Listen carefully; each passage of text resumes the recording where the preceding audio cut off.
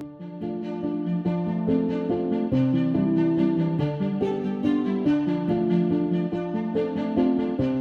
GPIS, Groupement parisien interbailleurs de surveillance. Il a pour vocation de répondre à un double constat effectué par les bailleurs, un besoin de mutualisation des services de prévention et de surveillance sur le patrimoine social parisien.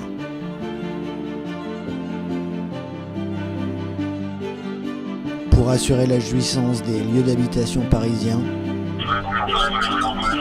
le GPIS est présent en soirée et au cours de la nuit. Agnus Sécurité vous invite à découvrir le GPIS, un modèle innovant de prise en compte et de traitement des incivilités en temps réel. Le GPIS, au service des bailleurs sociaux et de leurs locataires, interviennent sur 165 000 logements pour assurer la tranquillité résidentielle des locataires de 16h à 5h du matin.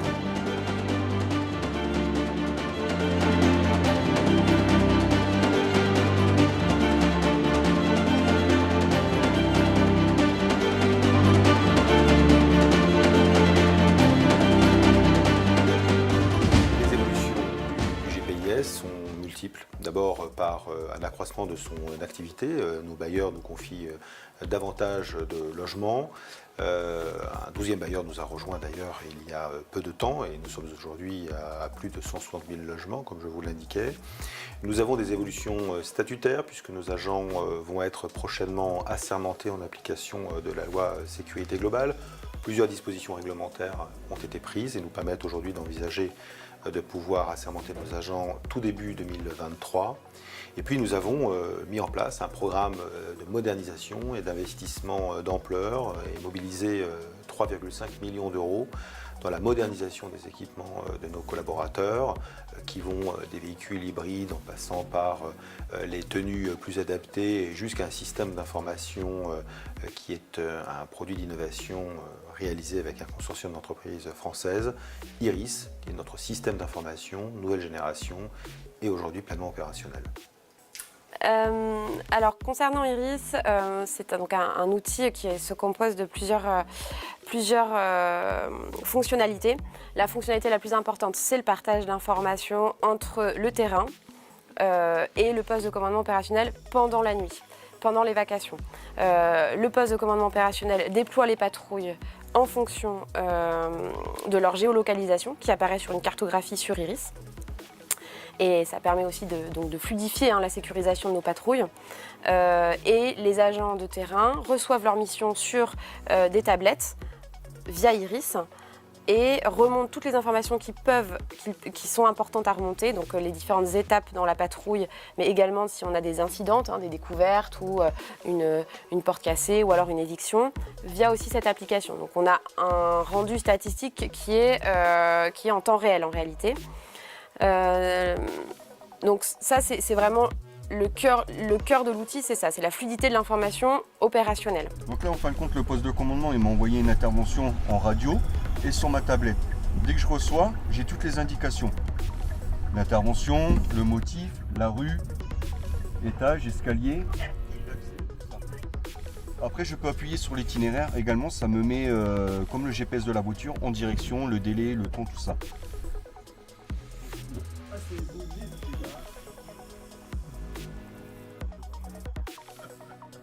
Dans l'opérationnel en fait, donc nous avons tout ce qui est vraiment cybersécurité opérationnelle. On va vraiment durcir les règles de sécurité, mettre en place des leviers, des configurations qui vont vraiment permettre à ce que les équipements de l'environnement soient sécurisés. Donc à savoir des pare-feux, sécurisation des pare-feux, sécurisation de l'écosystème infrastructure, système et réseau, des routeurs, switch, des serveurs, sécurisation aussi de l'écosystème utilisateur.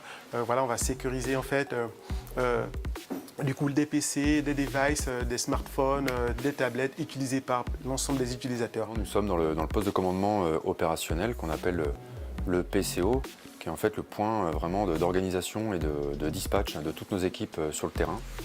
Donc le poste de commandement opérationnel dépend de la direction des opérations. La direction des opérations, c'est un directeur des opérations avec 2 attachés de direction, 4 sections, à la tête desquelles nous avons 4 cadres chefs de section qui ont chacun une quarantaine d'agents à leur charge.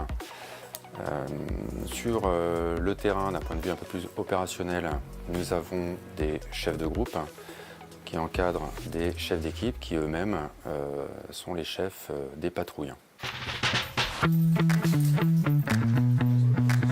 16h, briefing et prise de poste, répartition des tâches, prise de matériel, les équipes sont prêtes à partir.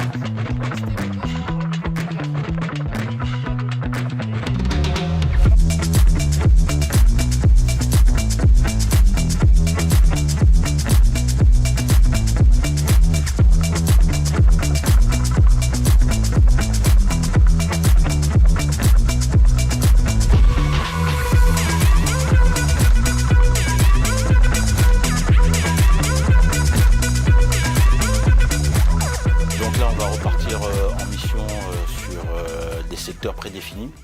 Donc actuellement, on a des patrouilles qui sont situées dans le nord, le sud et l'est.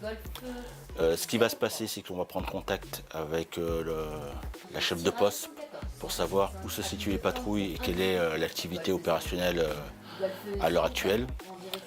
Donc il y a des interventions en cours.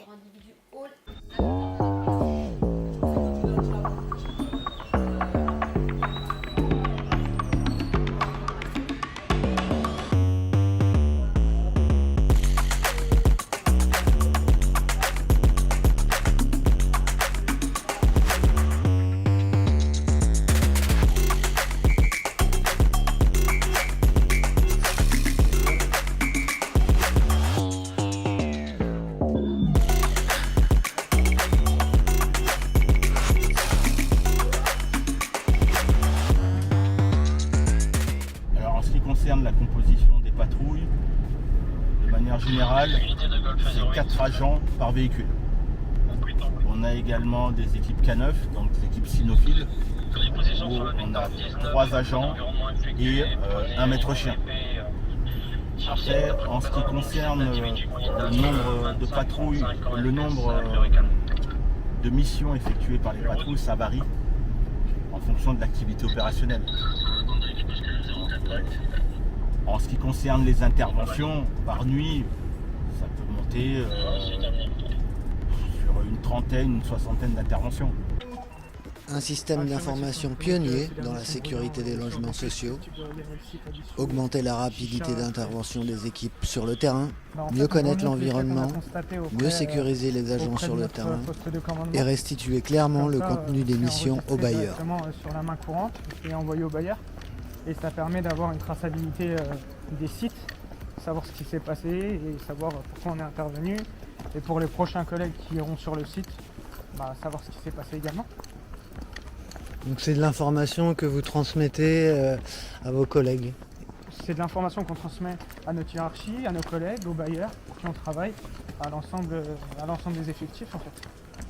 Notre volonté, c'est de poursuivre la dynamique que nous avons engagée maintenant depuis près de 2 ans, en poursuivant notre programme de modernisation et d'investissement, encore une fois pour des raisons de qualité de service, de conditions de travail de nos collaborateurs, d'accroissement du parc social qui nous est confié. De plus en plus de bailleurs ont rejoint le GIE au cours de son histoire et nous nous en félicitons puisque c'est les locataires qui en bénéficient in fine. Modernise également le cadre juridique qui est le nôtre. Nous avons eu dans un premier temps la reconnaissance d'une mission de service public. Nous avons obtenu l'armement en catégorie D, c'est-à-dire des armes non létales de nos collaborateurs. Et puis la sermentation plus récemment, qui produira ses effets l'année prochaine.